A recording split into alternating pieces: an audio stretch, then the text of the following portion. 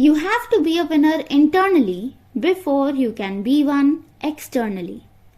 Chapter 7. Making of a winner. Winners make things happen. Losers wait for things to happen. Vince Lombardi, the famous American football coach, once said, "Winning is not a sometime thing. It's an all-the-time thing. You don't win once in a while. You don't do things right once in a while. You do them right all of the time. Winning is a habit. Unfortunately, so is losing. Some guys play with their heads, but you have got to play with your heart. Running a football team is no different than running any kind of organization. An army, a political party, or a business. The principles are the same. The object is to win fairly and squarely by the rules, but to win. I firmly believe that any man's finest hour is that moment when he has worked his heart out in a good cause and lies exhausted on the field of battle, victorious. When something bad happens, it can break you, define you, or strengthen you. Who said winning came easy to those who won? Every person has the potential to find his true capacity. Yes, we were born to win, but to be a winner, you need to strive and strike with a positive attitude. What makes a winner? First, high self-esteem. What is self-esteem? Self-esteem is a feeling of self-worth. Just like air, high self-esteem is essential for survival. It empowers a person and reflects every action. It is the foundation stone of our psyche on which our behavior rests. It is acceptance of our intrinsic value. Self-esteem is the way we feel about ourselves. When we feel good, the world looks nice, productivity goes up, and relationships are a lot better. And the reverse is just as true. The foundation of self-esteem lies in self-acceptance. What does that mean? It means that I accept myself the way I am. Self-acceptance doesn't mean complacence or arrogance. Self-acceptance does not mean that's the way I am and that's the way I will be. If you don't like it, too bad. Take it or leave it. It amounts to arrogance. Properly understood and analyzed, self-esteem is the epitome of humility. It is based on the following principles. I have no idea how I came into this world. It's a mystery, but I am here and I am here to stay. By no standard am I perfect. I made mistakes. I make mistakes. I am not proud of my mistakes. I learned from my mistakes. I will not repeat my mistakes. I apologize and seek forgiveness for my mistakes. But I am not a mistake. None of us is perfect. There are certain things we are born with, such as our height, skin color, shapes of our faces, and so on. They may not be ideal.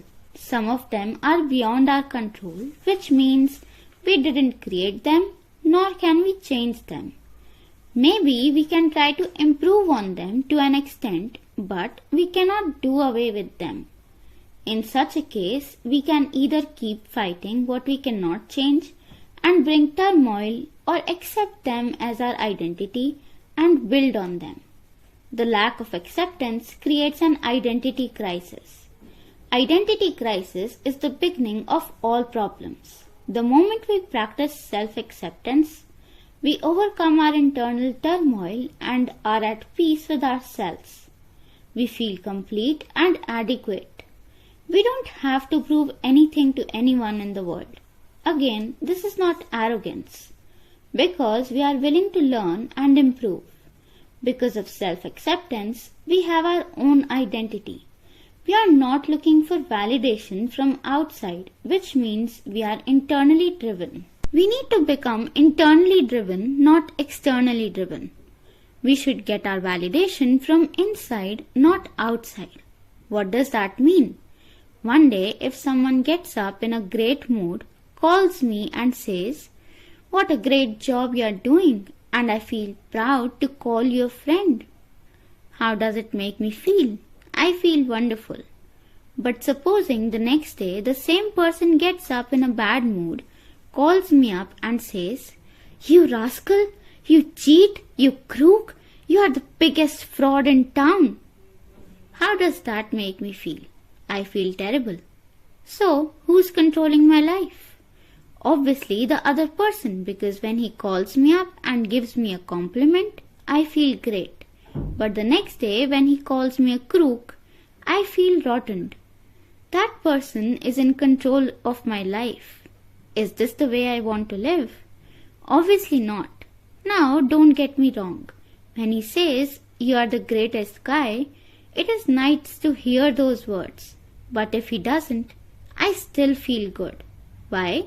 Because in my own eyes I am a good human being. On the next day when he rips me apart, he is not able to, because in my own estimation I am still a good human being. I am getting my validation from inside, not outside. I am internally driven, not externally. Self-acceptance gives identity. Charlie Chaplin, one of the world's greatest comedians, was passing through a European country where he saw an advertisement for a Charlie Chaplin look-alike competition. Out of sheer inquisitiveness, he decided to participate. There were close to 500 people participating. To his total surprise, he came at number 7. Charlie Chaplin wrote in one of his memoirs that when he came at number 7, he was taken aback. He wrote, "We live in a world where showmen succeed and the real man fails. For a moment, even I got confused if I was the real Charlie Chaplin or the 6 before me. Then I realized that though the other 6 could copy my looks and moves, none of them could match my mind and my attitude." Charlie's attitude was driven by high self-esteem, which came from self-acceptance and gave him his identity. He wrote, "I could laugh at life. I loved losing more than the winners enjoyed winning, because I knew I was the real Charlie Chaplin." One can even love to lose when one knows what one's real identity is.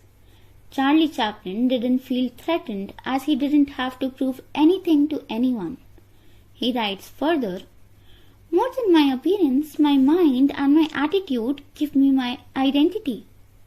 He was not looking at acceptance and validation from the world outside. He knew who he was. He knew his identity, so it didn't matter to him who won. People who live with self-acceptance have high self-esteem. They are stable and balanced. They are at peace with themselves. Second, consistency. How do you define winning or failing? The recipe of becoming a winner or a failure is simple, but not simplistic. Simple means that it's easy to understand and implement, whereas simplistic means underplaying the importance of it. Recipe for success. The recipe is a few positive actions repeated daily result in winning, and a few mistakes repeated every day result in failure. Notice 2 important keywords here, repeated and daily. Repetition is the mother of learning. We should recognize the extraordinary power of repetition. Repetition brings consistency, and consistency results in proficiency. It is proficiency that really shapes our lives. Winning and failing are not events but processes. They are journeys and not destinations. They don't happen overnight. Nobody becomes successful by doing something positive once in a while. Look at most multinationals. They started modest and gradually by constantly practicing discipline became global giants. If we look at the martial arts student's journey, from a white belt to a black belt, we learn that it is the outcome of consistent practice for years. It's self-discipline and consistency. Similarly, nobody becomes a failure by doing something wrong once in a while. Consistently repeating an error has its own compounding effects. For example, we hear all the time, "An apple a day keeps the doctor away." If that is true, then what's the problem? But what's easy to do is also easy to neglect. It obviously doesn't say a candy bar or an ice cream a day keeps the doctor away. So we cannot fall for the candy bar a day, and we should not. Moreover, if we switch the two and make an error of judgment by having a candy bar instead of an apple, we will be inviting trouble. When we make an error for the first time and nothing unfortunate happens, we justify it by saying, "Look, nothing happened to me." But just because it didn't happen one day does not mean that the statement "an apple a day keeps the doctor away" does not hold true. Imagine repeating the error of having a candy bar instead of an apple daily. What do you think would be the consequences? You'd keep on adding calories, maybe become obese, and invite illness. We also hear all the time, "Exercising 30 minutes a day keeps the doctor away." Again, it is easy to do, but it is also easy to neglect. It doesn't say watching TV for half an hour keeps the doctor away. If we don't exercise for one day, we justify it by saying, "I'm in good health, nothing has happened to me." Just because something didn't happen that day does not mean the statement "exercising 30 minutes a day keeps the doctor away" is not correct. And if we continue the same error, can you imagine the compounding ill effects? The consequential health and financial cost all put together is going to be gigantic. Bear the consequences no matter what. A jellyfish sometimes swallows a snail. The snail, because of its tough shell, stays protected and alive inside the jellyfish. To sustain itself, the snail starts eating the jellyfish from inside consistently and daily, and keeps growing till a day comes when it consumes the entire jellyfish and the fish is no more. Just the way the jellyfish destroys itself by swallowing the snail, a negative attitude eats us from within until we self-destruct. The question is, did the jellyfish choose its own destruction consciously? Probably not, but that's immaterial. It still had to bear the consequences no matter what. Isn't the same principle applicable to our lives too? The destruction of the jellyfish is not an event but a consistent process. Repeated errors of judgment lead to cumulative disasters. It does not matter whether the errors pertain to health, finances, or relationships. The damage will be evident. It is our attitude that reflects in every sphere of life, and that decides the end result. People who are callous or careless with their health are most likely to be callous in other areas of their lives too.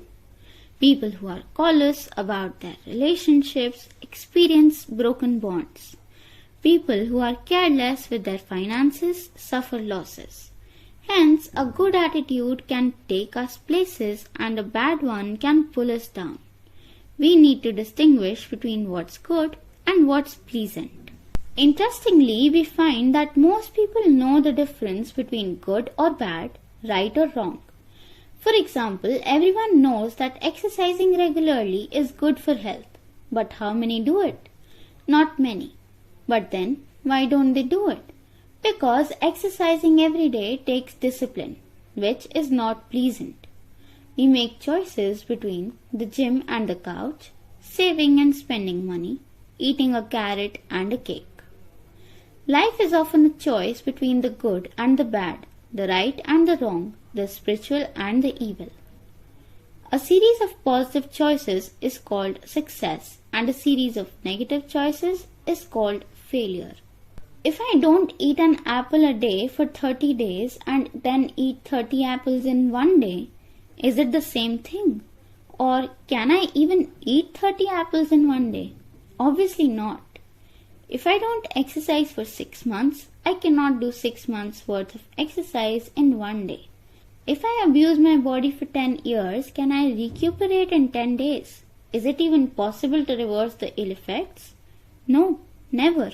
We also realize that having a piece of chocolate cake every day could add hundreds of calories and may not be good for health, but we still have it. Why? Because it is pleasant and we enjoy it. Interestingly, however, after we have it, remorse creeps in. We need to understand that everything good may not be pleasant and everything pleasant may not be good. Recipes for disaster. In one of my leadership programs, there were close to 100 people. I asked, how many believe that exercising every day is important for our health? Please raise your hand. All hands went up. Then I asked, since everybody knows what the right thing to do is, how many exercise every day? Please raise your left hand. Guess what? How many hands went up? Only 10. It raises a question. People know what to do and what's in their best interest, and yet they don't do it. What is the missing component? It's self-discipline and consistency. If we exercise every day, which we should and we could, we invite good health. But if we don't or if we won't, we can invite disaster. If we don't, it means we are careless or we have a bad attitude.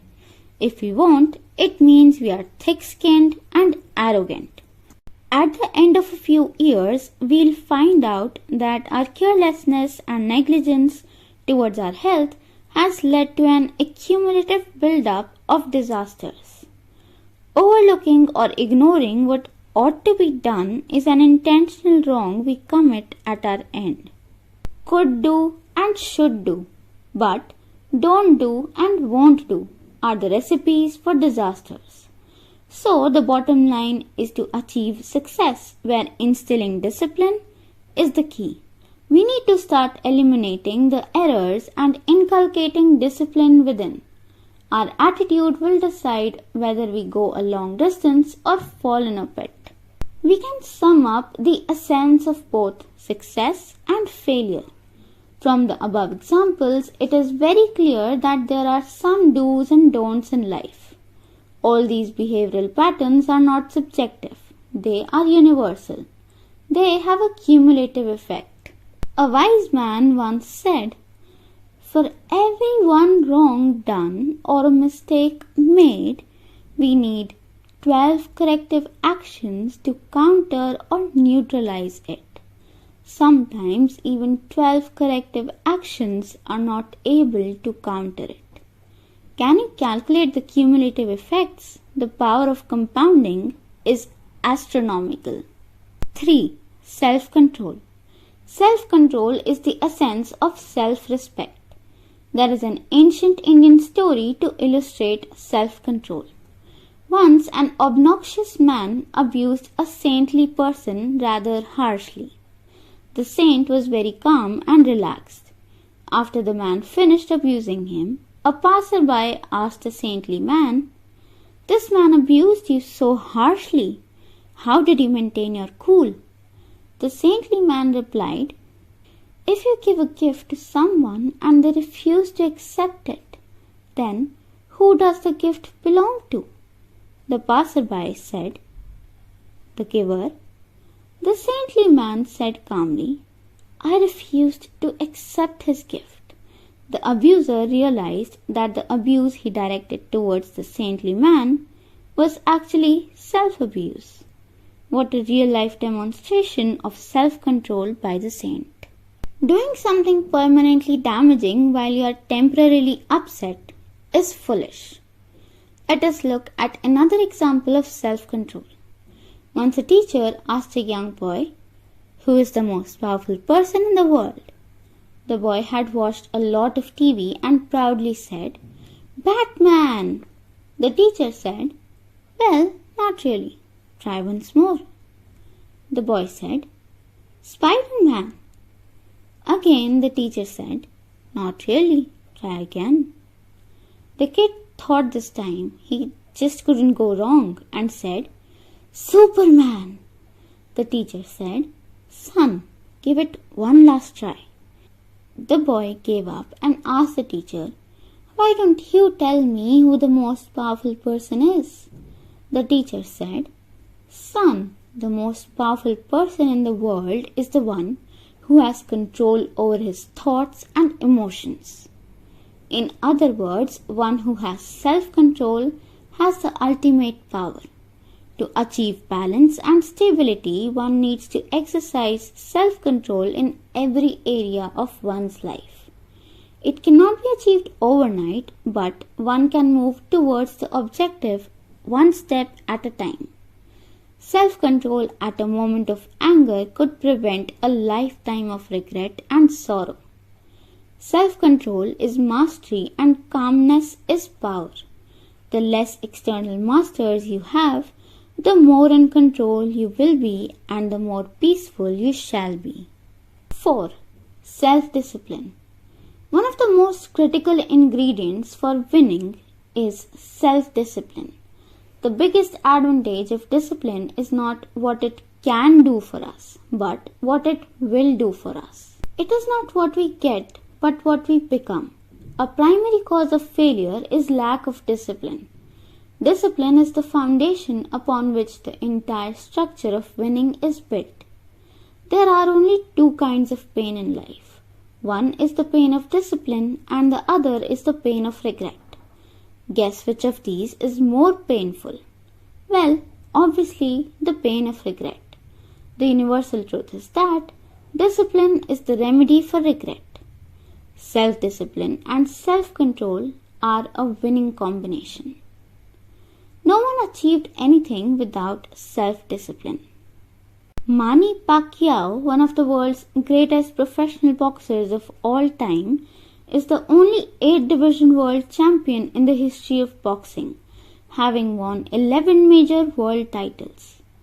Just before going into one of his championship fights, he had said, "I believe I can win. Faith is my motivation to win." What do you think was the reason of his unwavering faith? His faith in winning was backed by strict action and constant training. He said, "If you practice hard, you can win every battle." You think he could have become a champion without practicing discipline in diet and training? Never. It is constant effort put into practicing discipline over years that make you win battles. Pacquiao had once said, "Life is meant to be a challenge because challenges are what makes you grow." If there is life, there will be challenges. He said, "Only in death I will relinquish my belts." We only become proficient when we overcome challenges. Just the way we practice discipline to better our skills to overcome challenges, the champion boxer polished his mental and physical skills by making discipline an integral part of his daily life. Discipline gives freedom. There is a misconception that discipline takes away freedom. In fact, the reverse is true. It actually gives freedom. If I took a nice big box of chocolates for my 3 or 4-year-old child who loves chocolates, chances are that he would like to have the whole box in one go, considering that he is a child. If I let my child have the whole box at one go, what will happen? He will fall sick. But if we discipline the child to have 2 or 3 pieces every day, he will enjoy it a lot longer and maintain good health too. Did discipline take away or give freedom? The answer is quite obvious. It gave freedom. Aristotle, an ancient Greek philosopher, said in simple words, "Through discipline comes freedom." Desire without discipline is only wishful thinking. Can a musician be a good musician without self-discipline? Can an athlete be a good athlete without self-discipline? Can a doctor be a good doctor without self-discipline? The answers are quite obvious. Reading through the life histories of successful people, we find that they had tremendous self-discipline to do what needed to be done, whether they liked it or not. The dictionary defines self-discipline as the ability we have to control and motivate ourselves to stay on track and do what is right. The reason why most people fail to accomplish what they want to accomplish is because of lack of self-discipline. Self-discipline is not easy, but it helps us achieve our goals by overcoming temptations along the way. 5. Passion. What is passion? Passion is a strong emotion. Emotion is an energy which propels us to commit to ourselves. If we need to achieve anything or get somewhere in life, we need to clearly have a focal point and go after it with all we have got. If we put our hearts into it, it will open new opportunities. People say, if I had a better job, I would put my heart into it. It is an illusion. No wonder they do not get anywhere in life. Trying to motivate people who lack passion is like resurrecting someone from the dead. It's like putting in all your energy to inflate a balloon with a hole in it. No matter how much sweat you put in to blow it up, it will not go up. You inflate, they deflate. You inflate, they deflate. Winners don't do different things. They do things differently. Many years ago, the world record for high jump was 7 feet 4 inches. Not pole vault, but high jump.